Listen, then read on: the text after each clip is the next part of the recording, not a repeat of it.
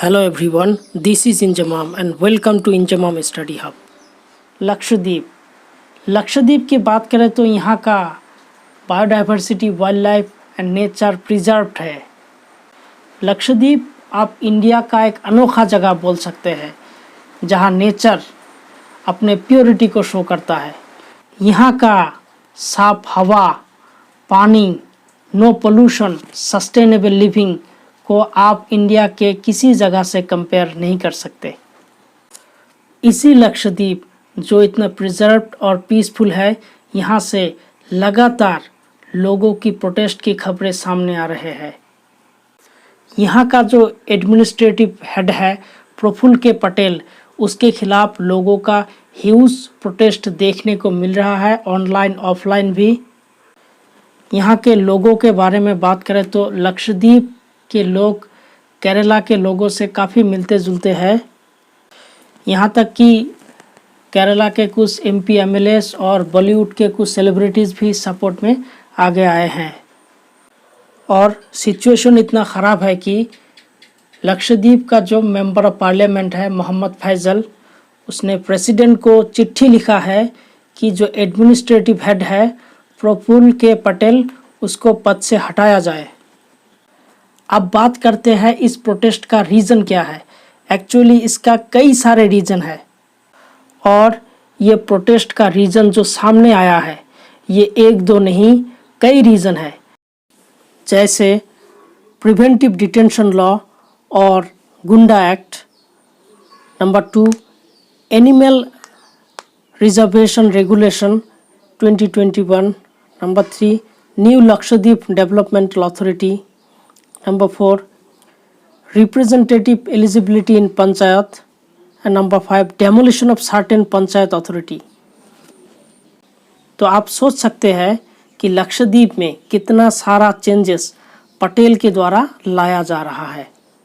असल में किसी भी आर्ट को जानने के लिए आपको आर्टिस्ट के बारे में जानना बहुत ज़रूरी है।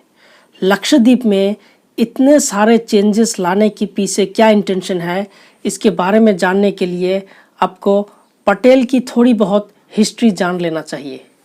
आईपीएस ऑफिसर दिनेश्वर शर्मा लक्षद्वीप का एडमिनिस्ट्रेटिव हेड हुआ करता था और उसके पहले भी लक्षद्वीप के एडमिनिस्ट्रेटिव हेड बहुत सारे आईएएस आईपीएस ऑफिसर रह चुके थे। लेकिन 4 दिसंबर 2020 में दिनेश्वर शर्मा के डेथ के बाद एक पॉलिटिशियन प्रफुल्ल के पटेल को लक्षद्वीप का एडमिनिस्ट्रेटिव हेड बनाया जाता है सेंटर के द्वारा। प्रफुल्ल के पटेल अपने पॉलिटिकल करियर की शुरुआत की थी 2007 में गुजरात में एक एमएलए बनकर, और 2010 में गुजरात गवर्नमेंट के द्वारा प्रफुल्ल के पटेल को मिनिस्टर ऑफ स्टेट होम बनाया गया था। इसके बाद 2014 में प्रफुल्ल के पटेल को दमन एंड दीव का एडमिनिस्ट्रेटिव हेड बनाया गया था।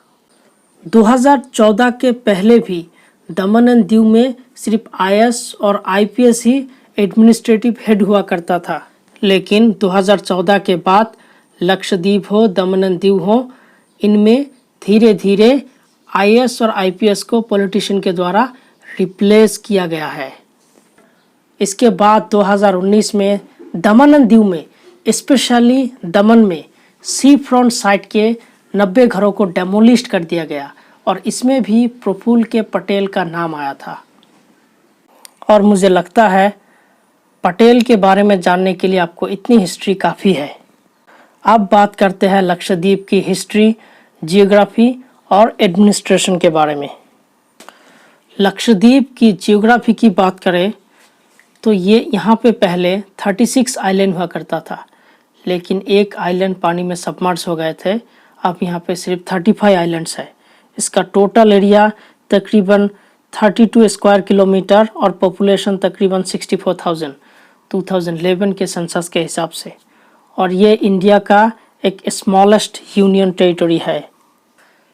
सेकेंडली बात करते हैं इसकी हिस्ट्री की।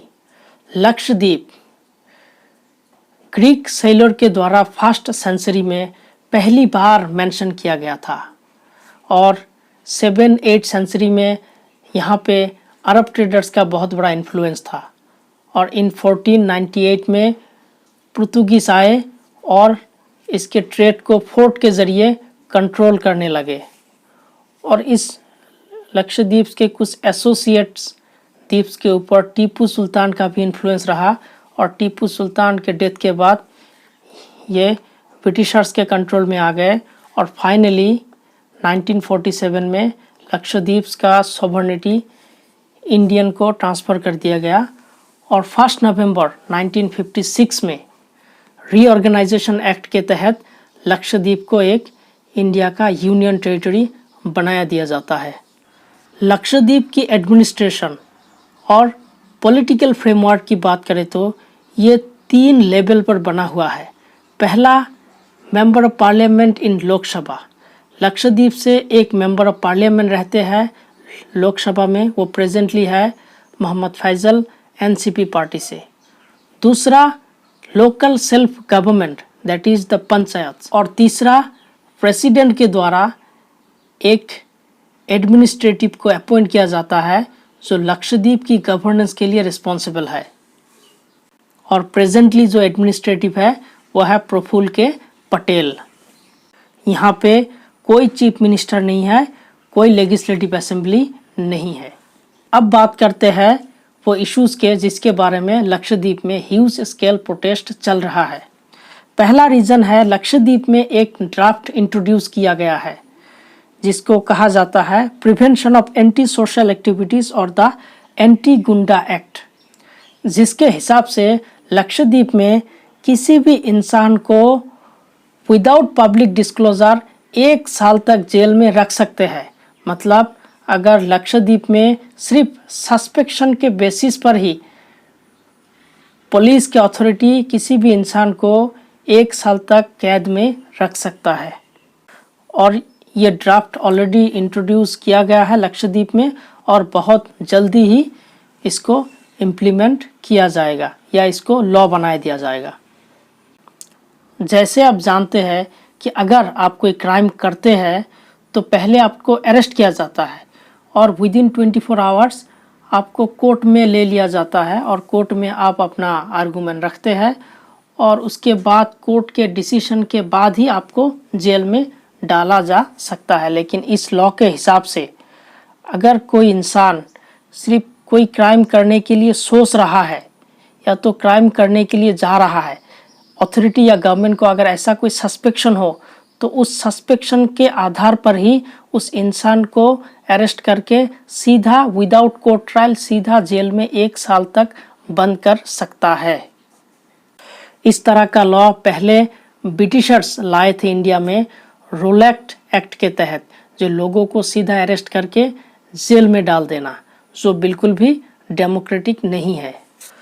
दूसरा जो इशू है एनिमल रिजर्वेशन रेगुलेशन 2021, इसके हिसाब से लक्षद्वीप में बीफ को बैन किया गया है।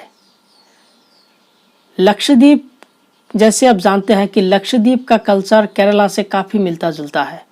लक्षद्वीप का कल्चर मलयालम जैसा है, तो यहाँ का 90% लोग बीफ कंज्यूम करते हैं। तो इसीलिए इस डिसीजन को यहाँ के लोगों के खिलाफ बता रहे हैं। इसके साथ साथ लक्षद्वीप में शराब से भी बैन हटा दिया गया।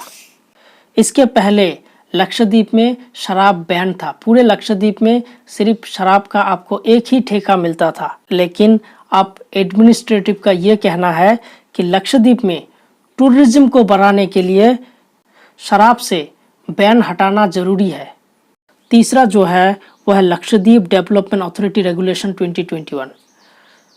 तो इसका मतलब लक्षद्वीप में एक डेवलपमेंट अथॉरिटी क्रिएट किए गए हैं और इस अथॉरिटी के बारे में लक्षद्वीप के जो एडमिनिस्ट्रेटर है प्रफुल्ल के पटेल, उसका ये कहना है कि इस अथॉरिटी को बनाया गया है लक्षद्वीप की डेवलपमेंट के लिए, लक्षद्वीप में टूरिज्म को बढ़ावा देने के लिए, लक्षद्वीप को अर्बनाइजेशन करने के लिए, और उसने लक्षद्वीप में स्मार्ट सिटी की बनाने की बात की इस अथॉरिटी के अंडर।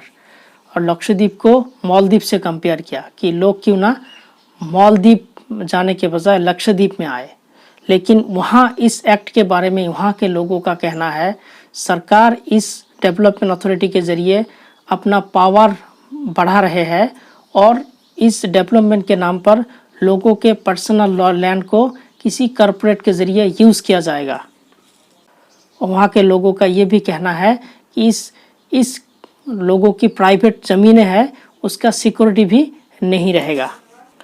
अब बात करते हैं फोर्थ चेंजेस की जो लक्षद्वीप में लाया गया है, वो है सेल्फ गवर्नेंस में, पंचायत सिस्टम में। Education, health care, agriculture, animal husbandry and fisheries, panchayat के ऊपर से इन 5 सेक्टरों का पावर हटा दिया गया है। और इसके साथ साथ 2 चाइल्ड पॉलिसी भी लाया गया पंचायत इलेक्शन कंटेस्ट की रिप्रेजेंटेटिव के लिए। मतलब अगर आपका 2 से ज़्यादा बच्चा है तो वहाँ के पंचायत इलेक्शन में आप इलेक्शन कंटेस्ट नहीं कर सकते। वहाँ के लोगों का ये कहना है कि लक्षद्वीप एक यूनियन टेरिटरी है, यहाँ पे चीफ मिनिस्टर नहीं है, लेजिस्लेटिव असेंबली नहीं है, वैसे ही हमारा राइट बहुत कम है और ऊपर से जो भी बचा कुचा राइट है वो भी हमसे छीना जा रहा है। अब बात करते हैं ये 2 चाइल्ड्स पॉलिसी के ऊपर, क्योंकि मैं जिस जगह पे बिलोंग करता हूँ यहाँ पे भी पंचायत इलेक्शन के लिए 2 चाइल्ड पॉलिसी लगा हुआ है। और आप सोच रहे होंगे कि सरकार ऐसे अलग अलग जगह में, यूनियन टेरिटरी में, स्टेट में इलेक्शन कंटेस्ट के लिए 2 चाइल्ड पॉलिसी क्यों ला रहा है। क्योंकि सरकार चाहे तो पूरे देश में ही इलेक्शन कंटेस्ट के लिए 2 चाइल्ड पॉलिसी लॉ ला सकता है, उसके बाद अलग अलग लगाने की ज़रूरत नहीं होगा। लेकिन अब यकीन मानो, सरकार ये इलेक्शन कंटेस्ट का जो 2 चाइल्ड पॉलिसी है, मतलब अगर आपके 2 से ज़्यादा बच्चे हैं तो इलेक्शन आप कंटेस्ट नहीं कर सकते, ये पॉलिसी, ये लॉ पूरे देश के लिए नहीं ला सकते। क्योंकि पार्लियामेंट में अभी भी 100-150 MP होगा, सरकार में और विपक्ष में भी, जिसका 2 से ज़्यादा बच्चे हैं। अगर सरकार ये कानून पूरा देश में लागू कर दे, 2 child policy for contesting election, तो पार्लियामेंट के 100-150 MP तो वैसे ही डिस्क्वालीफाई हो जाएंगे, तो उसका सरकार का बैलेंस बिगड़ जाएंगे, पार्लियामेंट का बैलेंस बिगड़ जाएंगे। तो आज इतना ही।